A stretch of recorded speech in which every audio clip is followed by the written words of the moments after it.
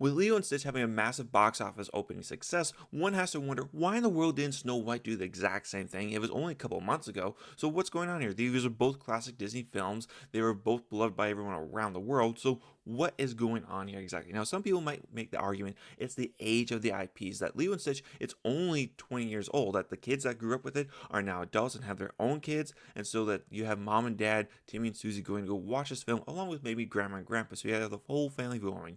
Whereas with Snow White, that's a film from like the 40s. Anyone that grew up with it has long since passed. Maybe it doesn't really all that matter anymore. And that I had to push against because if you look at the last 20 years, there have been several Snow White films that have been made. Some by Disney, some by other companies, with various levels of success. But that is just showing for the fact that this is a story that's imprinted within our culture, within our zeitgeist, that it's not going to go anywhere. So why did this fail so spectacularly? Where Lilo and Stitch succeeded, I think there are three main reasons why. I think the first one has to be done with the edits and the reshoots. It just prolonged out the shooting for the Snow White film. It just made the whole process worse. It just any interest that was there had kind of died off over the course of time. It didn't build up. It just wasn't done that well, in my opinion, because if you have all these reshoots, there's something that's severely wrong with the story of the film, and it shows in the film itself. For example, the bandits, man. We're introduced to these bandits, but we never really actually care about these bandits. We don't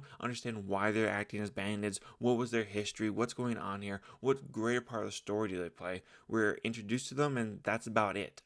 Later on in the film, it's mentioned up that Bill, the bandit, is crushing on one of these other bandits, but why do we care? We don't know any about the history. We don't know anything about their personalities. Why do they matter to the story? Why do we as the viewer care about it? And it was like that throughout the whole film with different aspects just cobbled together. And where you have Lilo and Stitch, there was some reshoots, but overall, it just felt like it was a much better flowing film. The only reshoots that I am aware of is that Bleakley was changed out of the dress that he was supposed to be wearing, where he had that in the animated film, and they decided to take that out because modern day stuff's going on here. Usually I would be okay with that, but if I was in the animated film, please just add that in. Also, let the actors just be their alien selves. Don't have them in their voice actor human form. That was pretty dumb in my opinion. What they did in the film is that they used the excuse of holographic technology to transform Jumba and Bleakley into their human actor forms, and then we saw them interacting on Earth, whereas I much prefer the aliens interacting with human society, trying to blend in, failing, but trying to blend in. So that's just what I personally would prefer going on here, but I understand that this was a Disney Plus movie, so the CGI budget wasn't all that great, so maybe we can give it a pass, but still, I give it a failing grade for that aspect at least. Not failing grade for the whole film, just that one aspect. So let's get into the actual film's storytelling. So for Snow White, the story, it's pretty much the Communist Manifesto of fairness with a love story tacked onto it. Like, I really wish I could do a better review for Snow White than that, but that's pretty much what it is. It's always talking about fairness. It's always talking about a better and equal society, and barely does it talk about love. Barely does it talk about coming together and, conquering evil that way. It's just maybe slightly tacked on there. At points, I think that the Evil Queen is a better person than Snow White is at points, because that's just how bad that film is. Where we have with the Lilo and Stitch film, it still has Ohana family at its core, at the very center of it. With all my gripes I have with that film, because I do have a lot of gripes, it's still essentially the Lilo and Stitch film. It has both Nani and Leo who have lost their parents. Nani, who is just graduated out of high school, is getting into her 20s and trying to live her life, trying to go off become a marine biologist, but is now having to take care of her younger sister, dealing with her loss of her parents, and her younger sister, Lilo, who's struggling with the loss of her parents and is acting out. It's just a dysfunctional family, and then you throw in a little fuzzball of destruction from outer space, who is just destruction incarnate, and then you have a beautiful mixture of these people coming together and trying to form their own family, and it was a beautiful story that I absolutely love. Now, with that said, I do have my own issues with the ending of this film, especially with Nani leaving Leo to go pursue her marine biologist degree. That is a bit of an issue I have there, especially when the film is so focused on Ohana means family, nobody gets left behind. That is an issue that I have, that this film struggles with, but I think it makes sense because what happens in the film is that Nani is just proving time and time again that it's just a disaster for her. She's not able to take care of Leo. It's just always something that's crashing down around her. And there's one point where Leo has to go to the hospital and Nani doesn't have insurance to cover the medical bills that's going to be incurring. So it's just one thing after another that at the end it makes sense. And also Leo doesn't go to just some random foster care people. She goes across to the street to the neighbors who have been part of their lives throughout this entire film.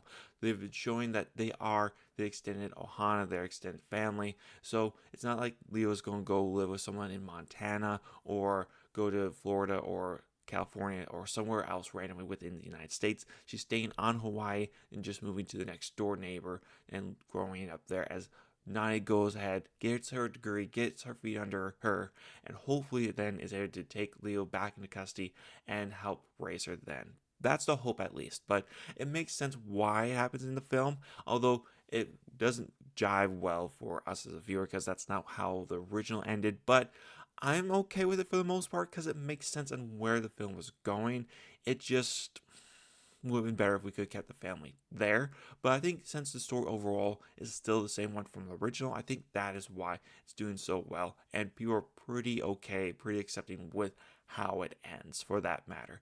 Now, let's get into the main reason why there's such a major difference, and that is the marketing. I know you all were pretty much expecting that, but it is Rachel Zegler's fault pretty much for why Snow White failed, calling the story antiquated, dissing on it, going ahead and stating that it's a story that's not about true love, but about fairness, about the leader that she can be. It just was sold so badly that it makes sense why this film failed. Now, to be fair to Rachel Zegler, she was completely honest with us. She was completely honest on what the film was. She advertised it exactly how it's supposed to be.